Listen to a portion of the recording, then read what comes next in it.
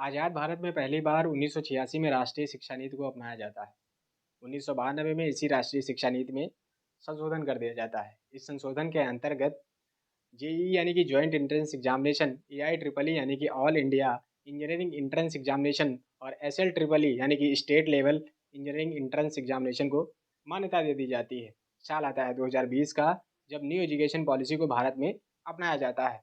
इस new education policy के अंतर्गत भारत सरकार एक ऐसे बॉडी का गठन करती है जिसका नाम है नेशनल एजुकेशन टेक्नोलॉजी फोरम। इसका काम ये रहता है कि हम अपने एजुकेशन सिस्टम में कहाँ कहाँ पर टेक्नोलॉजी को अपनाया जा सकता है या फिर टेक्नोलॉजी को कैसे मान्यता दी जा सकती है, इसको ढूंढना इसका काम बताया गया। इसने इस पर काम किया और इसने एक सुझाव दिया जिसका नाम है अपार। अपार यानी कि automated permanent academic account registry, जिसको बोला गया one nation one ID card. नमस्ते, मेरा नाम आदित्य है और आज हम इस अपार के बारे में समझेंगे कि इसके अंतर्गत क्या होना चाहिए और क्या प्रावधान किए गए। सबसे पहले हम आपको ये बता देते हैं कि ये अपार आईडी जो होगी वो प्री प्राइमरी से लेकर के हायर एजुकेशन तक के बच्चों के लिए होगी, यानी कि नर्सरी से लेकर के क्लास 12 तक के बच्चों के लिए होगी। इसमें सभी देश के सभी सरकारी व गैर सरकारी स्कूलों को सम्मिलित किया जाएगा। ये आईडी जो है 12 नंबर की होगी, जिसको आधार कार्ड से लिंक किया जाएगा। सबसे प्रमुख बात यह है कि इस आईडी को जनरेट करने के लिए माता-पिता से कंसल्ट किया जाएगा। एक बार माता-पिता का कंसल्ट मिलने के पश्चात ही इस आईडी को जनरेट किया जाएगा। भविष्य में अगर माता-पिता इसको खतरा समझते हैं तो इसको सरकार से गुहार कर इस आईडी को आसानी से डिलीट भी करवाया जा सकता है। तो आइए समझते हैं इसके और क्या-क्या लाभ हैं।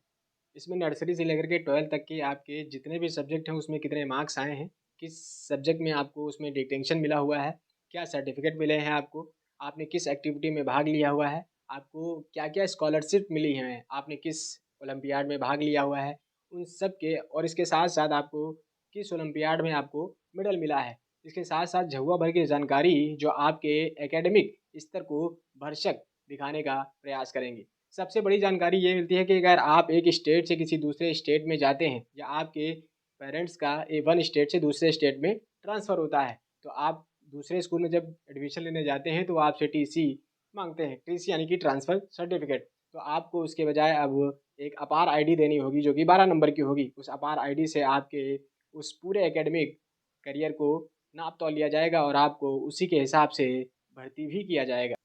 भर्ती यानी कि आपको एडमिशन दे दिया जाएगा।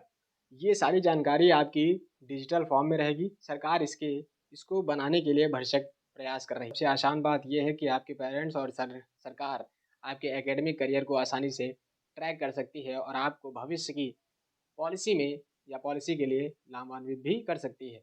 तो आप हमें ज़रूर बताएँ कि यह जानकारी आपको कैसी लगी और आपका अगर कोई भी सुझाव होता है तो हमें कमेंट बॉक्स पर ज़रूर लिख कर बताएँ। तब तक के लिए नमस्ते।